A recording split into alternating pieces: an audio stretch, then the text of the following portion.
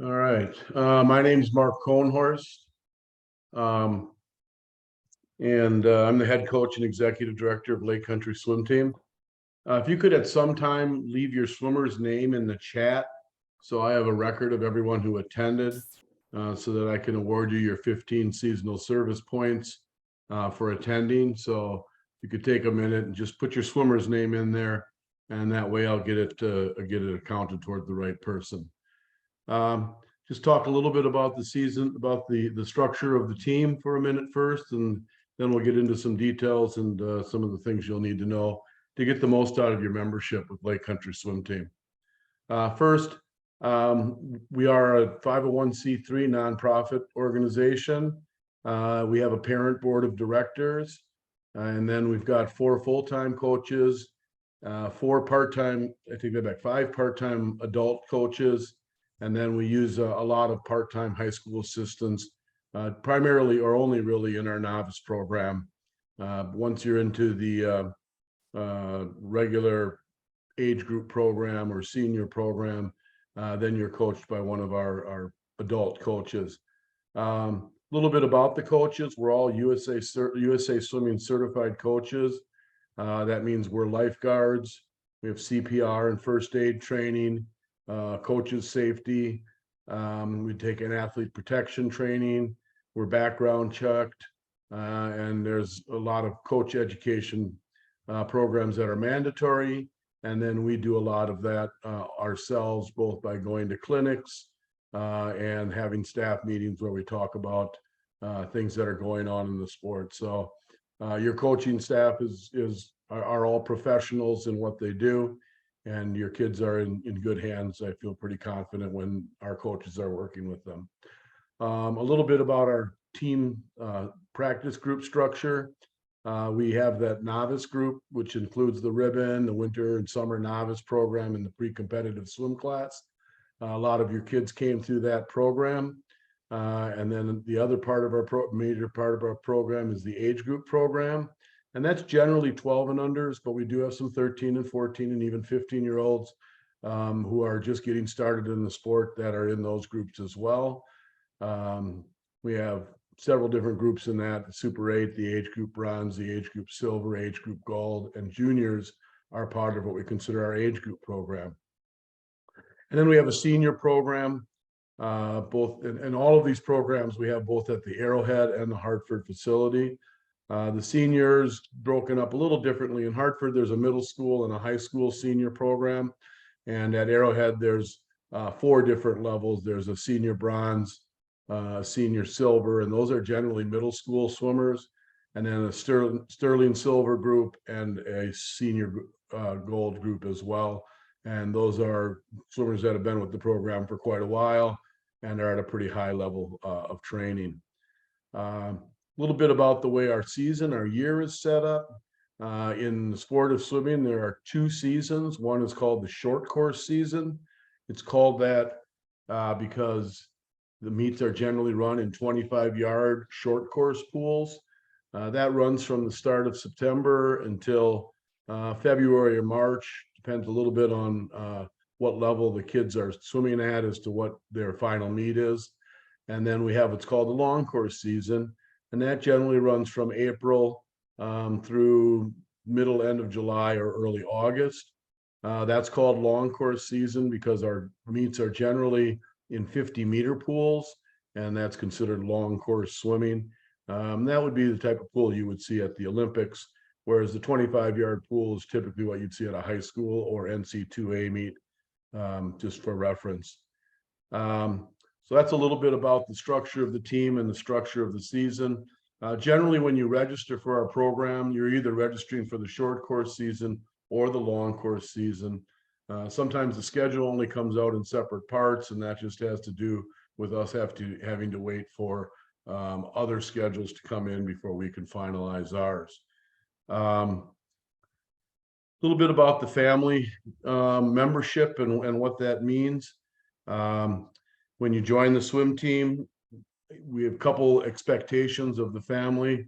One is you're pretty much responsible for getting your swimmers to and from meets and practices throughout the season. There are occasional meets, like we have a travel meet this weekend where we're going to take a group of 13 and over swimmers to Minneapolis, and the 12 and unders will travel with their parents. But generally, you're responsible for getting your kids to and from practice. And then really the only other thing is, keep up on the communication and support the coaching staff and what we're trying to do. And if you ever have questions about what we're trying to do, I'll give you some ways to get some answers for those things as we move along in this meeting. I'm going to use we've got some documents here I'm going to go to on the share screen for you. And this is all the meeting documents, and I sent out links to these, and certainly you can refer back to them, but you can see under our parent info, there's a parent meeting document link, and all of them are linked here. What I was talking about a little bit with the basics of the team and the group structure is here. We do have a couple service requirements that require of our families. They're two separate ones, and a lot of times these are confusing, but they're important. It's important. We do rely on our members to volunteer or serve the team to accomplish everything we need to do. We have a seasonal service program.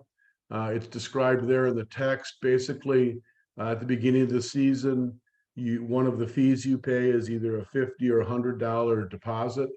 And then throughout the course of the season, you'll have some opportunities to earn points at the end of the season. If you've earned either 15 points, if you made a $50 deposit, or 45 points, if you made a $100 deposit. Once you earn those points, then you get that money credited back to your account, and we thank you for your service when that occurs.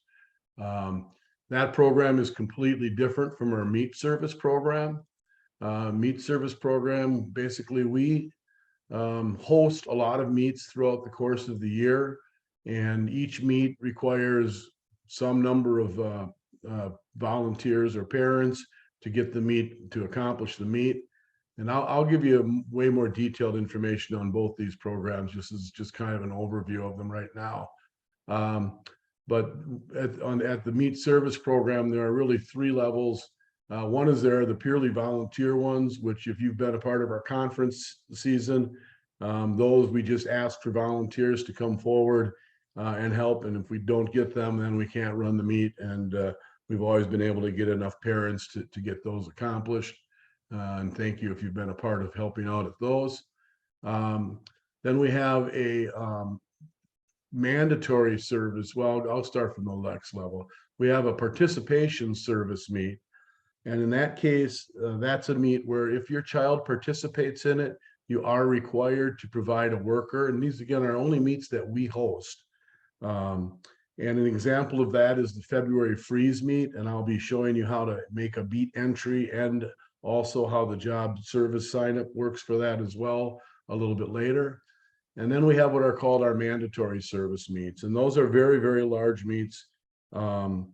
They're really important for our revenue each year. And because that revenue benefits everyone on the team, and a lot of times those meets are higher level meets or at a different age group than your kids are involved in.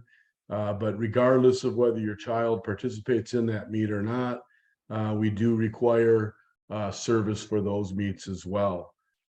In both those cases, there is always a buyout option. It's fairly steep in the case of the mandatory service meets, and that's just because we really, really need your help more than we need your money, and we're hoping that keeps people from buying out unless they absolutely have to because they can't make it for some reason.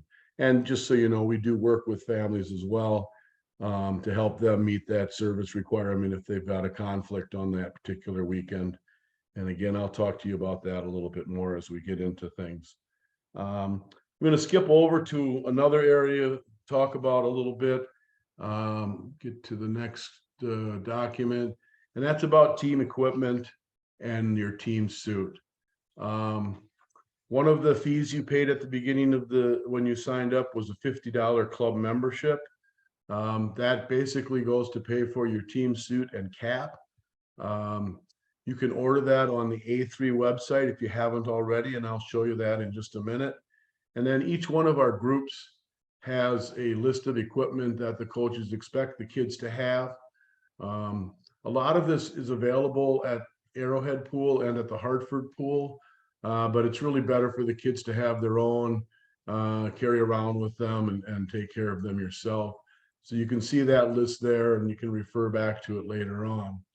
As far as for ordering the both the suit and the equipment, I'm going to go down to the very bottom. Oops, I'm going to take that back. I'm going to go to the home page of the website, and then I'll go down to the very bottom, and you'll see A3 Performance, and that's our equipment provider and one of our sponsors.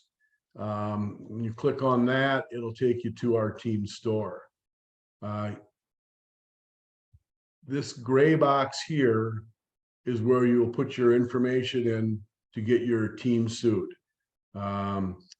This is a description of what different suits are available.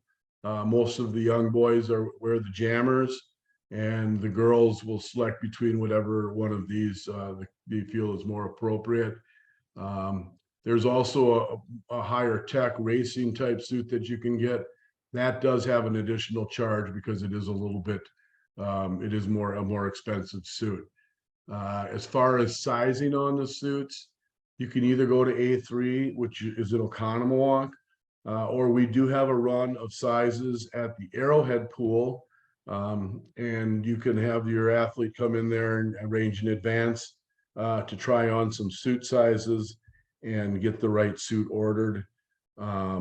If you're in Hartford and you need to have a suit size, you should just contact your coach, and they will bring a few suits that should be in the right size range for you. But if you haven't ordered your team suit yet, make sure you take care of that. And then as far as the team cap, those are available from the coaches. And when you get your team suit, you can just ask them and they'll give you your team cap as well. And then the rest of the equipment is for sale down below. The fins, the kickboards, the snorkels, the pull buoys, whatever else is on your list. If you have any questions about what equipment you need or how to get it, you can ask your coach and they'll help you out, direct you to the right thing. So that's about the team equipment that you'll need to be a part of our team. And again, it is important that you have that.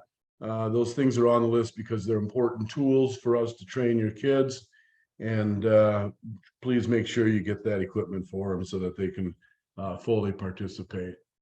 And I'm going to go back to that parent page and the meeting documents and move on in my outline. Talk a little bit about team communication. Email, it's very important that if you get an email from Lake Country Swim Team that you look at it and read it. One of the emails you'll get each week, usually about on Thursday, is the e-splash. That may be the most important one to read because it's kind of a summary of everything for the past week and what's coming up, what meet signups are coming or already available. And then really importantly, a lot of times in there, there'll be the details for the meet that's occurring that weekend. So count on that e-splash basically every Thursday. Make sure you look through it and read it. And then otherwise, any other email that comes to you is probably intended for you. We can direct emails to each group as appropriate. So as those come to you, make sure you're checking them. You should poke around the website a little bit and take a look through all the areas of it. Some areas that I think are really important for you to always be are these main box areas. Current schedule and info, the practice schedule is always posted here. If we make an update, we made one yesterday, then it's updated on that schedule and it's noted here.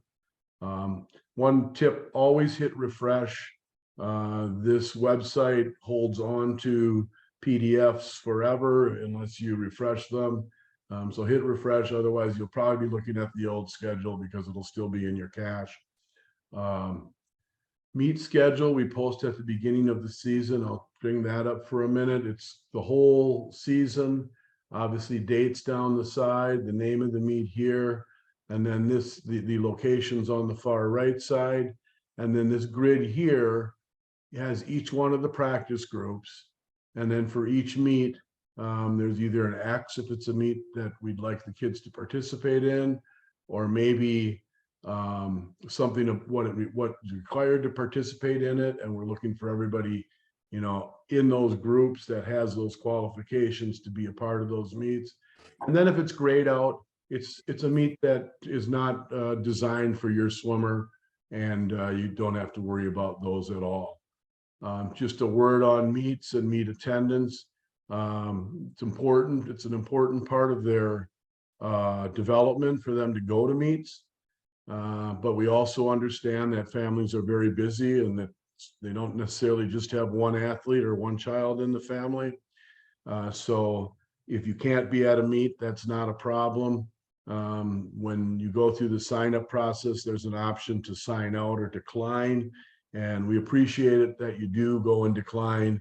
So we know that you've at least looked at that meet and decided it's a meet that you can't participate in this time. So this is an important page. Other things get posted here as well throughout the season. And then also the other one that is current events meet and meet sign up. A lot of what you'll be doing is signing up for meets and other things. And those are all on that page with a date down the side and the name of the meet here. And then you'll find out more information when you click on those, and you'll be able to sign up for the meets that you want to be a part of. The due date's always listed on those as well. Try to get your stuff in by the due date, but just so you know, if you do miss a due date by a day or two, email your coach and we still might be able to get you into the meet as a late entry. So don't necessarily consider yourself out if you aren't able to get into those. So again, try to keep up with those due dates, and that's one of the things that shows up in the eSplash as well. So that helps you to know when you have to get those meet signups taken care of. Then the other thing, I guess, is real quickly, I'll show you your account. You can go to this, let's see, my account right here, and then it gives you the kind of the back page, but your information is in here. If you want to change or add an email address that you want your information to go to, you can do that here. Also your cell number and anything else that changes, you can change and update there as well. And then the other thing that you can do in here is you can set up your payment. You can add a credit card to use for certain things, or you can just use it that you'll pay by check. Your child's, your members, the children that are in your family and in the team are here as well, and their information is in here, and you can update and change that throughout the course of the season or the course of your membership also. So that's your account page. Then there are other things in here you can use, some valuable tools. I'm not going to go through all of them. I think there's other things that are going to be more important for you to know.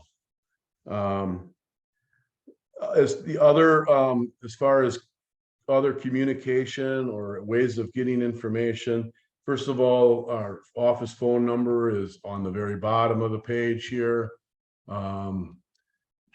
There it is. You can call that and leave a message.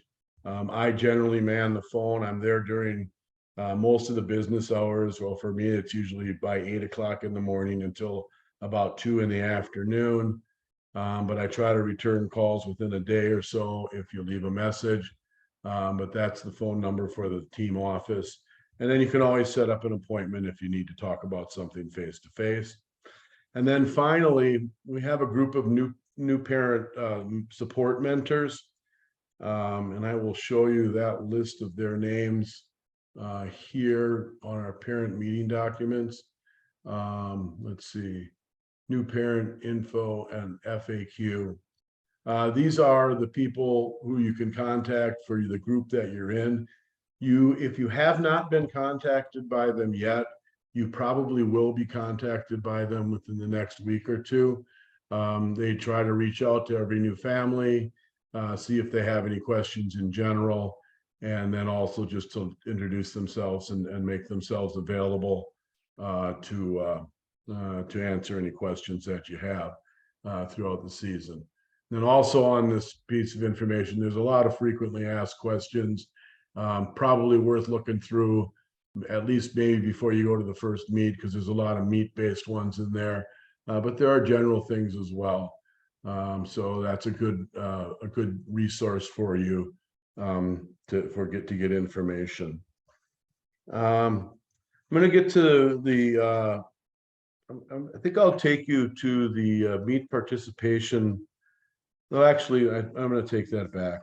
I think I'd like to cover the seasonal service a little bit first. Now, for a lot of you, attending this meeting is worth 15 seasonal service points.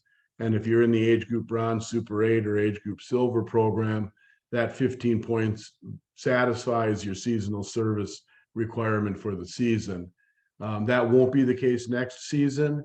At that point, you'll have to get your $50 credited back to your account. You'll have to do some sort of team service. And I'll show you how to find what those opportunities are, and then also how to sign up for them. We keep that in our current events and meet sign up area, place to sign up. If you'll notice, the very first thing started September 16th is seasonal service opportunities for the fall and the winter.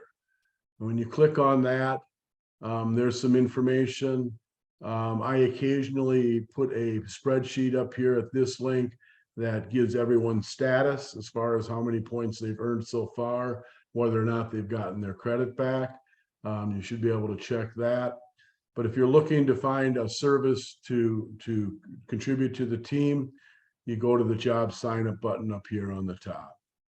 And that's going to open up a page with a lot of opportunities and things that you can do to help the team out. Our Halloween party is over, but you see a lot of people made some donations and helped out at the Halloween party. There are other things, like a lot of times when we host our meets, generally, we need some food donated. So those opportunities are here. And then sometimes it's just a matter of, let's see what else we got here. Some people are going to run some restaurant fundraisers, and they've signed up for that. And they'll get some seasonal service points for that. If you decide to take officials training, that shows up. And then occasionally we'll add opportunities to this. And then the other avenue is, a lot of times if we are asking you to work 2 sessions at a meet and you work a third one, that's another opportunity usually to get seasonal service points as well.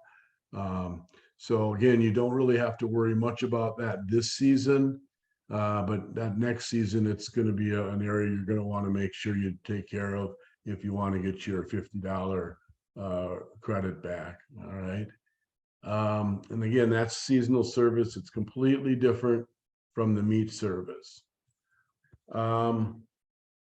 So I will talk a bit about meet service right now. Like I said, there are participation meets, and I'm going to, actually, I think the best route is to do this. Let's talk about signing up for a meet, and then we'll talk about working at that meet as well.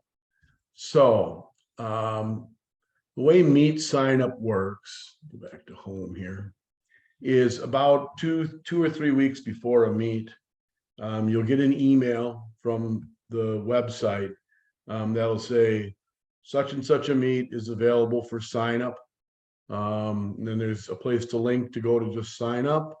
And then there's also a link to go to just to look at the information.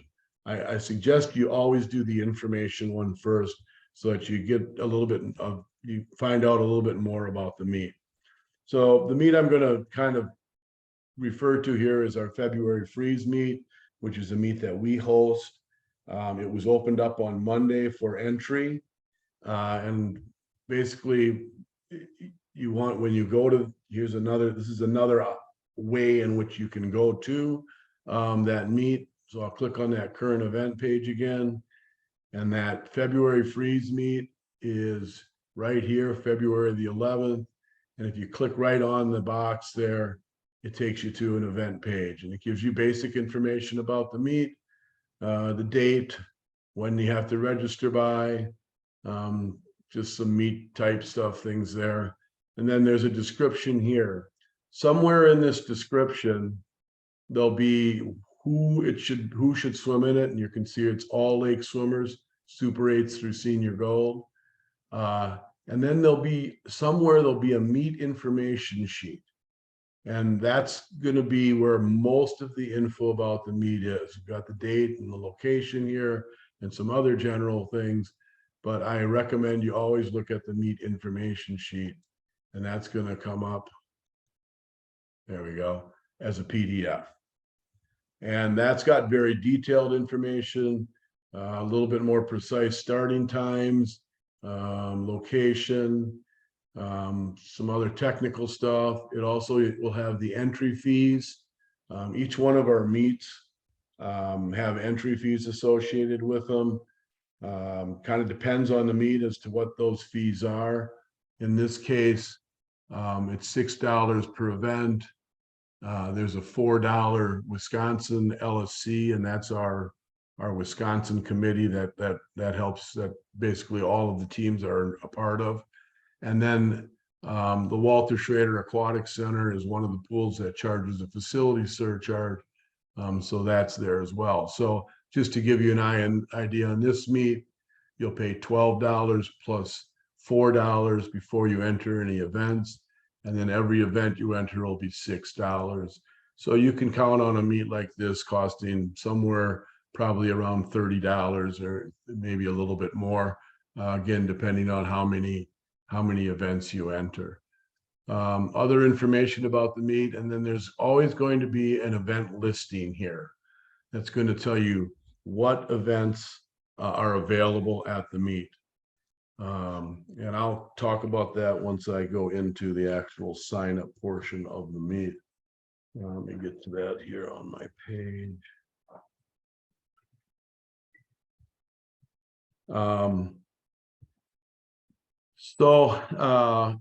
These events don't really probably mean much to you. You're not sure what your kids can swim in. And to get started, you won't have to make many decisions. The other thing is there's always a page like this at the end, a waiver page. Don't worry about that. That's for us to send in to the meet host with the totals for the team entry. But let's say you've looked at this and you say, well, we're available on February 11th to swim in this meet. Looks like our kids are going to be in the afternoon session and we're available in the afternoon. And you've decided maybe you'd like to sign up for that meet.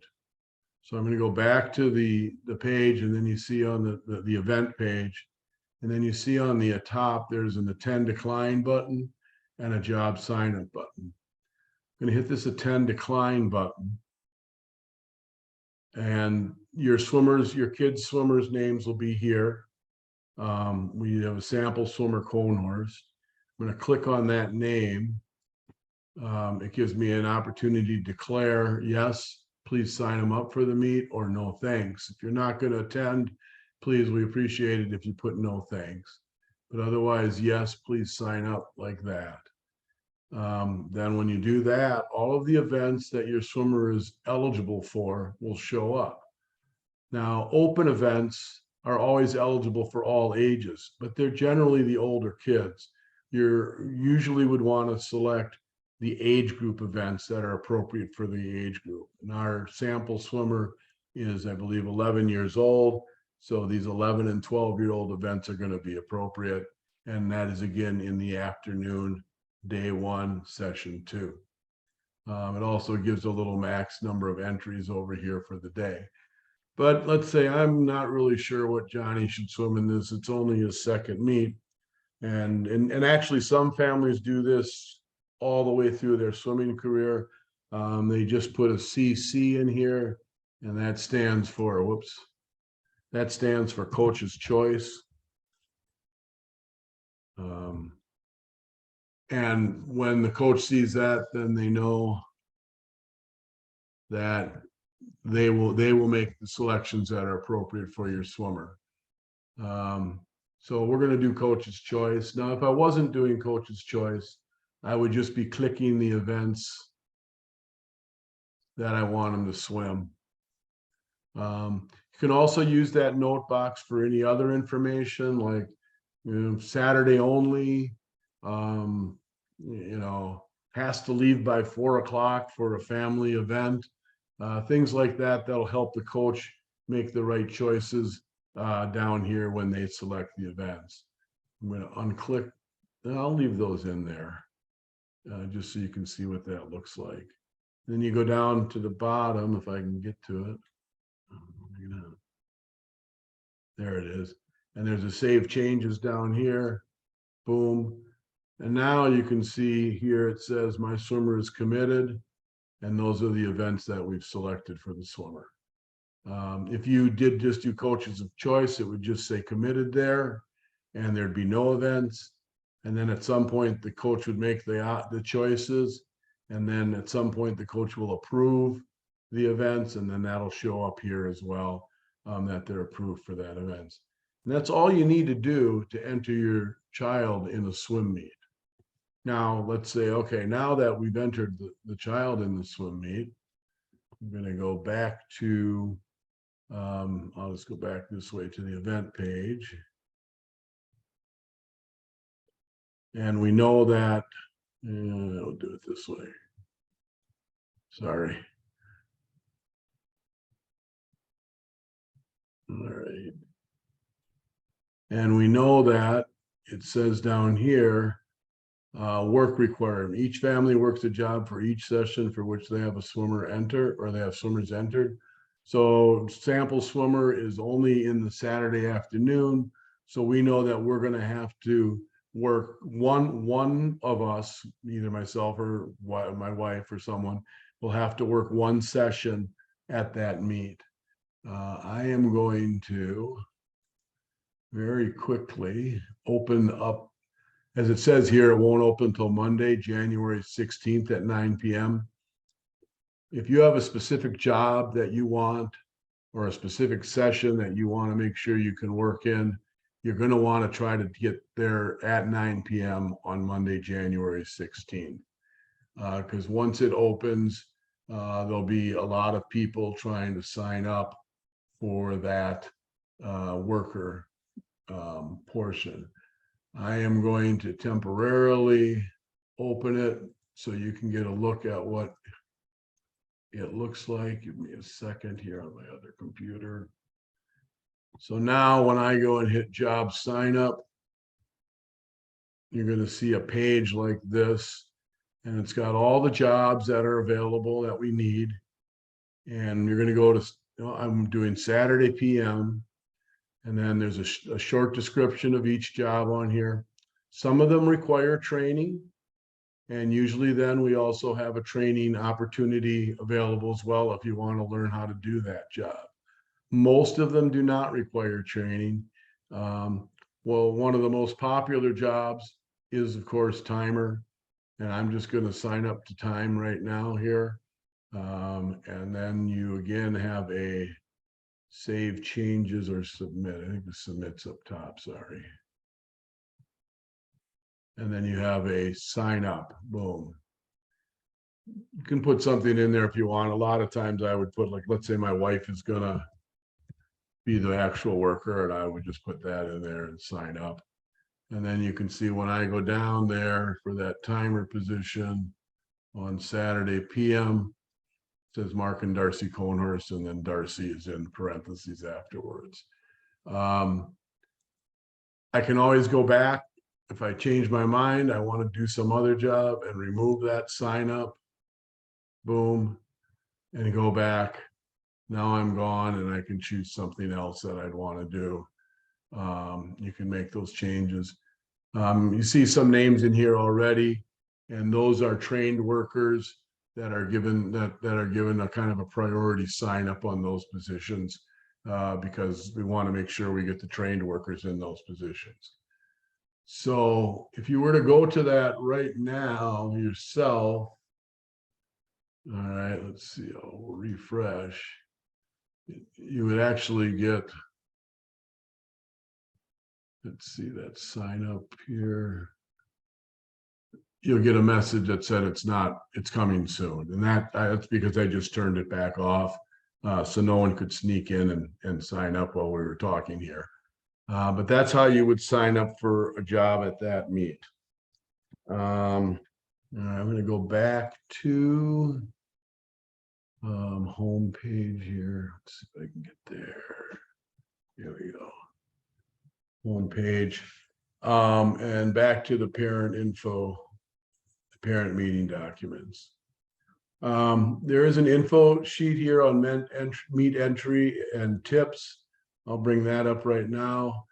Again, it talks a little bit about what I talked about with the meet participation. What they show up there. There are some meets that they have to meet time standards. There are meets that are optional. A little bit about other championship meets and the fees. Go to the current events, select meet, read the meet information, click on attend this event and sign your swimmer up.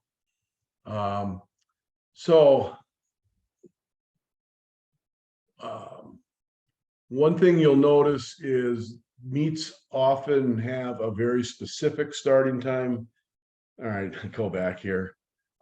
Meets are usually in separate sessions, and a session is supposed to be only 4 hours long. And they generally keep to something fairly close to that. Occasionally they go slightly over. And there's usually an AM session and then a PM session. The AM session will have a very specifically stated starting time, like warm up at 7:30, meet at 8:30. All right. But the afternoon will say something like meet will start, immediately after the AM session is done. After every team sends in their meet entries, the host team is able to calculate how long each session will take, and then they will set a starting time for that PM session. And that's one of the important details that you'll get in your eSplash a couple days before the meet. Again, you can generally count on it being about 4 hours after the first session, but sometimes they can be a little bit shorter or a little bit longer. And that specific time is one of the things that'll be in the eSplash. So check the eSplash for specific meet information, including the starting time and anything else for the meet. A lot of times when we host a meet, we always post our meets in our heat sheets in a special place for our members. A lot of teams now just post heat sheets. Some teams still sell them like we do. If they're posted, then they'll be on the meet host's website. One of the things that's usually in that eSplash is a link to the meet host's website where you can get those heat sheets and print them off. And those heat sheets will help you know when your swimmer is going to swim and where they're going to swim. A couple other things about meets. Relays are announced during the meet. We'll make the relay entries. You won't enter your swimmer into relays. Usually the results are posted in the meet venue, and then there's an app called Meet Mobile that you will definitely want to get. And the results show up in that app throughout the course of the meet. A lot of times the heat sheet will be in there as well. So Meet Mobile is an app. It costs about $4 or $5 a year, I think. But it's an app that's well worth it to have it. And then another thing about meets is you can leave after your swimmer's last event. You don't have to wait for the whole meet to be done.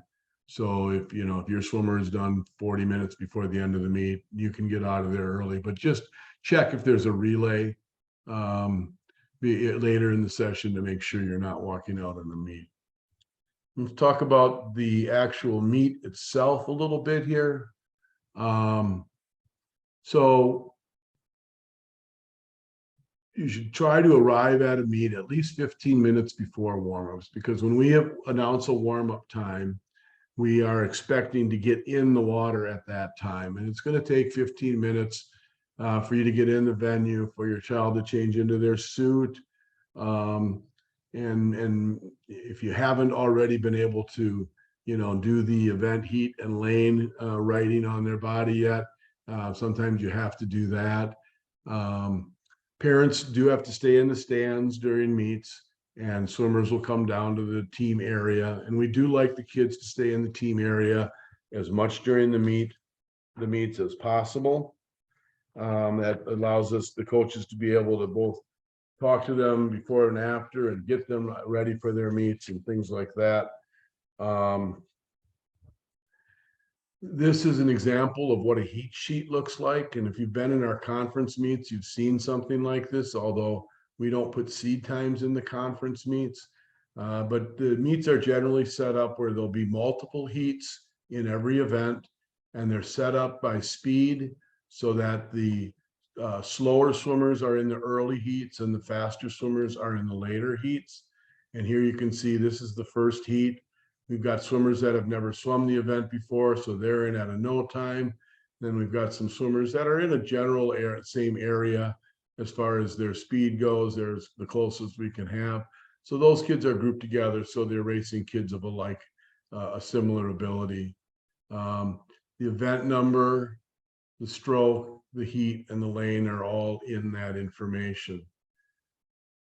You'd probably want to tattoo a grid on your child, something like this, and then fill it out throughout the meet season. But basically an event, a heat, and a lane, and the stroke. So for example, in this case, we're looking at Hanneke Busch here, and this is event 37, and parents have written heat 1, lane 6, 50 back. So Hannah remembers it's the 50 backstroke right before she swims. So when the meet starts, we'll want the kids to have that information written on their body already. If they do, almost anyone, any adult, and certainly any coach can help get them to the right place at the right time. And that also, they'll check that several times as they're getting to the getting there to the blocks.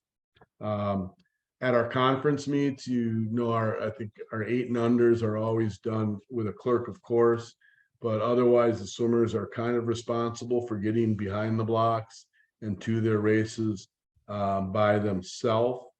The coaches will help that, and kind of the way the things will go is the swimmers in the team area. A lot of times the coach will say, hey, everybody in event 37, let's come on over here, let's talk about it. And the coach will give some general tips and maybe some specific individual ones for each one of the kids. In meets where there's not as many swimmers, sometimes the swimmer will just come up and say, can we talk about event number 37, the 50 back? And the coach will give them some information. And we like them to be in the habit of doing that for every single event in every meet. It's really important that they have that communication with the coach before they swim. So then the coach will talk to them, and they need to do that a couple events, obviously, before their event is up. And then the coach will send them and maybe all the other kids in event 37 to go down behind the blocks. And they'll line up behind their lanes and start getting ready for their event to come up. They'll be taught to look at the scoreboard, where there's always the listing of what event number and what heat is going on at each time. And also there are timers back there that have their name on a sheet of paper. And they can always ask, am I in the right place? Is this my heat? And those timers can help them get up there on the block. It's their responsibility to know, though, when the whistle blows and it's their heat to swim, they need to know to step up on the block and get ready. And then they'll swim their race. And then after their race, we expect them to come back to the coach right away for some feedback. And then after they get that feedback from the coach, they can come and talk to you about the race as well. And you can tell them how great they did and how proud you are of them. And that's usually enough for that. They'll go through that for all 3 or 4 of their events throughout the day. If there's a relay, the coach will gather the whole relay together, and those will be announced at the meet. And then at the end of the day, they can go home. Like I said, results will usually be posted somewhere in the venue. And then they'll also be on that Meet mobile app. And then they're also available afterwards. Couple other things that maybe are important to know about Meet participation. There's usually awards. They're usually handled these days. We get a bag of the awards at the end of the meet, and then we give them out the next week at practice. Some teams hand out the awards throughout the meet, and the kids are responsible to go pick them up throughout the meet. But most teams generally are just giving us a bag now at the end. And then there's something called a disqualification. There are lots of rules, especially in the breaststroke and butterfly strokes, that need to be followed. And kids will get disqualified if they violate one of those rules. And, you know, it's as little a thing as if they pull on the breaststroke too far back down toward their hip, they don't keep the pole out in front, that's illegal. If the kick is a little bit of a scissors kick instead of the whip kick that we teach them, and a few other things, there are a lot of, like I say, small technical things for which a swimmer can get disqualified. It's not a huge deal. It is disappointing for the swimmer. Of course, they don't get their award. Their time doesn't count. They generally feel like they've had some sort of failure, but we treat it as a learning experience and an opportunity for the coach to teach them and work on getting it right next time as a goal. Let's see. Posted meet awards disqualification. So that's really about it for meet participation. If something comes up during the meet, you generally are going to have your kids get a message to us, because you are not allowed on deck at a USA Swimming meet as a parent. So if something comes up and you have a question, you can ask your child to come down and ask the coach, and we might be able to give you some help on that as well. I am going to stop. Let's see, go back here. And I think maybe I'll talk a little bit more about meet service. We've got about 12 minutes. So as I said, there are different types of meet service. For that February freeze meet, that's a mandatory participant service, and that's listed right here. February freeze, February 11th and 12th. It's at Walter Schrader Aquatic Center in Brown Deer. And again, we need you to help run those meets. And if your swimmer is in the meet, then we expect a family member to work.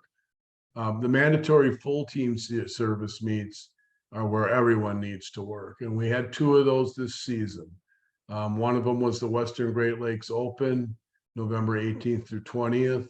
And that was also at the Walter Schrader Aquatic Center in Brown Deer. When we run big meets, that's where we generally run them.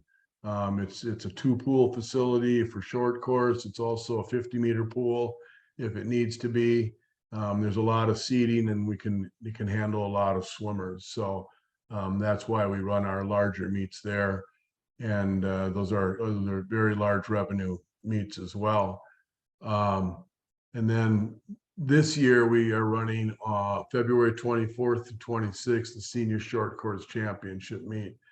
And we will be sending information out about that probably within the next week and how to sign up for that. Many of you that moved up very, very recently will get a reduced requirement, which is usually 1 session. And most of the other families will either work 2 or 3 sessions. We haven't determined that quite yet. But for your first meet as a team member, especially if you kind of came up through the novice program during the season, then you didn't join the novice program expecting to have to work 2 or 3 days at a meet. So we don't have that expectation, but we do ask you to do 1 session there as kind of a learning experience to know what you're going to be seeing in the future. So the way those will work is we will again establish a date that we will open up those for sign up. and you'll be sent information about how many sessions you are required to work. And when that opens up for sign up, again, that one's probably even more important, that you get on right at the time that it opens, because everyone on the team is trying to sign up, and there are certainly sessions that are more favorable or more popular among our members as far as working. And if you want to get a job in that session, you'll want to be pretty aggressive about getting online as soon as possible. If you wait, you might get stuck working a session that's not as convenient or doesn't work out quite as well for you. That sign up will look just like the sign up you saw for February Freeze. Again, though, it won't be necessarily matching up the session your child is swimming in. You know, for example, this is a senior state championship meet. It's really going to only have our 15 and over swimmers in it. But we'll have all of our families there helping to run the meet, because it's a very large event. And just to give you some perspective, a meet like that will mean $50,000 in revenue for the team, and it'll require something like 300 total sessions of work, or 250 to 300 total sessions of work from our membership. So it's a big undertaking, but it's a really big part of our revenue. And it's replaced most of our fundraising. We have no mandatory fundraising. We have fundraising that we ask people to do, but we have no mandatory fundraising. I guess in place of that, we have these mandatory meets. And like I say, everybody benefits from the money that comes from that meet. I'm going to look through my outline here for a moment and go back to the main page. For more information on that seasonal service program, this is kind of a text version of what I talked about. You can refer to that. Again, these are always here at the parent info, parent meeting documents. You can check these out anytime you want. A little bit about fees. We bill monthly or invoice monthly. Those invoices happen on the first of the month. They're due by the 16th. If you have your account set up for your credit card to be charged automatically, it'll be charged on the first of the month. If you're doing it by check, we expect those in by the 16th. There is a late fee after that. So please make sure you keep up on that. I send out an invoice to anybody. An invoice goes out, I believe, 4 days before, or a projected invoice goes out 4 days before to all people who will owe money and are paying by check. So you have an idea what the charge will be for you coming forward. I think I'm going to unshare for now. See my face if you haven't already, and I can open it up, I think, for any questions.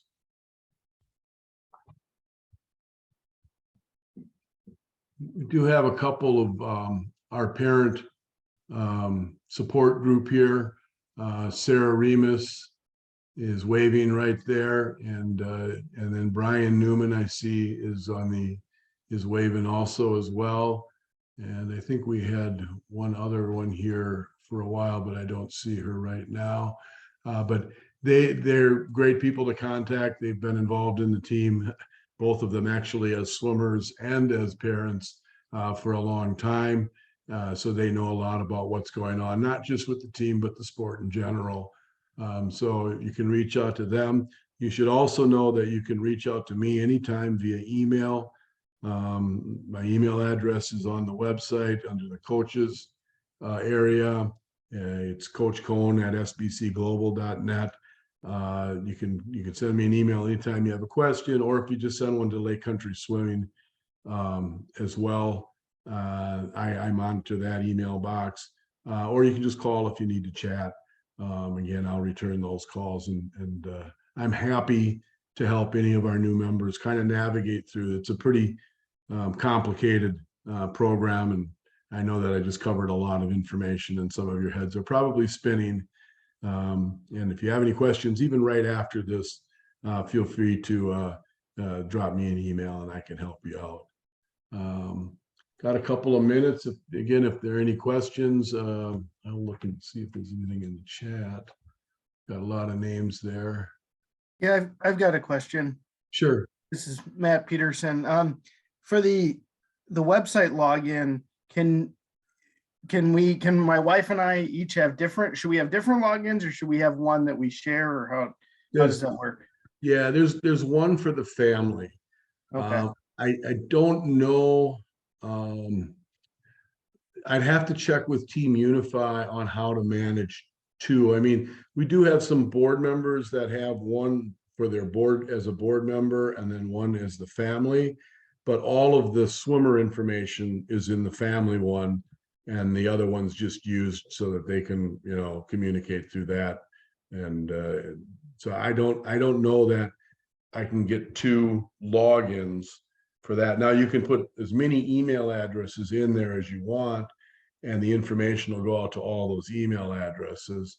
But as far as login, it's pretty much has to be one, as far as I know. Okay, thanks. Mm-hmm. Anything else? Hi, quick question about payment for meets. How is that handled, especially the ones that we're not hosting? So for example, my son is signed up for the one at Waukesha South in a few weeks. Yeah, those will be invoiced after the meet. Okay, So, great. yeah, we'll usually a couple days after the meet, I bill those to your account, and then it's part of the monthly invoice. So you might have a couple of meets that show up on any one invoice. Thanks. Anything else? I'd just say, Ashley, good to know that Waukesha South will probably charge you admission when you go there this following weekend or whatever. So that won't be invoiced. That'll be, through whatever they're doing. Right. Okay. Thanks.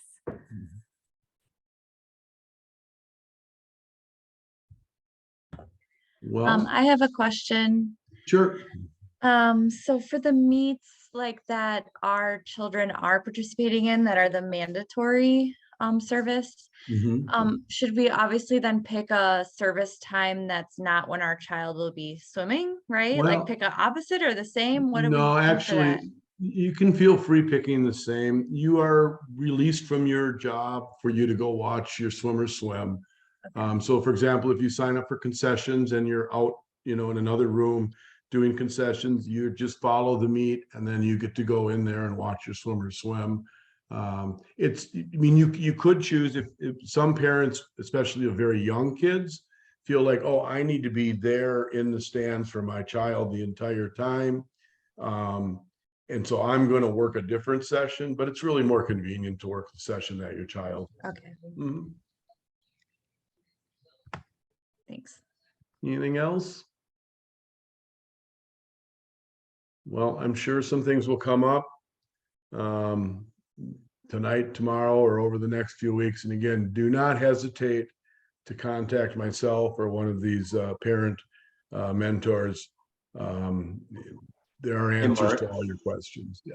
Mark, there is one quick question that was put into the chat. Okay. I don't know if you want to. Around strongly suggested meets. Sure.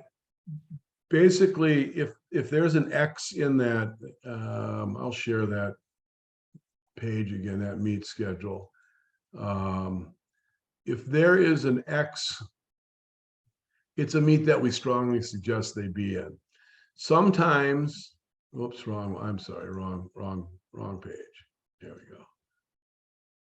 Sometimes a coach will make a special effort to get his group into a certain meet that they just happen to know. Man, there we go. So if there's an X, so for the rest of the season,